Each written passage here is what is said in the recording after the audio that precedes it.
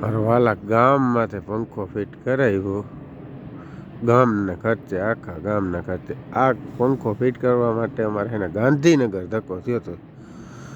એવી હવા દે આખું ગામ.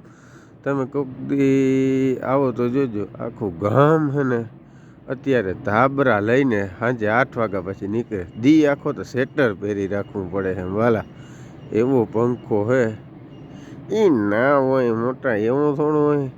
હા, એવો ના હોય. હું તો કોક દી આવો જો, ગામની માથે આખો પંખો. અવાજ તને કરે, અરે અવાજ કરે એ તને ખબર પડી, બાકી આ હવા દે એમાં તને ખબર નહીં પડતી.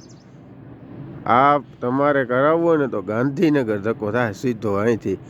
અને અહીંયા ઓલા બેઠા ને નરેન્દ્ર કાકા, એના પરમિશન વિના ક્યાંય તમારે આનું પાખ્યું ના હાલે. મારા વાલા, કરાવવું હોય ને તો રાણનો કોન્ટેક કરજો. તમારે ગામની માથે પંખો ફિટ કરશે.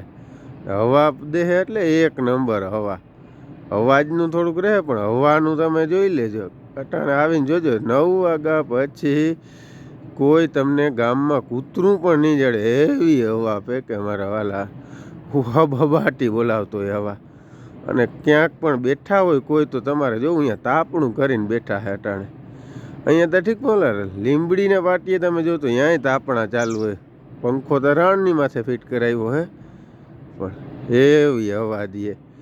કરાવવો હોય તો કોન્ટેક કરજો. રાણ ગામ આખા એ મળીને આ ખર્ચો કર્યો. હવો પંખો નાખ્યો ગામને આખાને, હબહબાટી બોલાવે. રૂમમાં પણ અટાણે પંખા બંધ કરી દેવા પડે.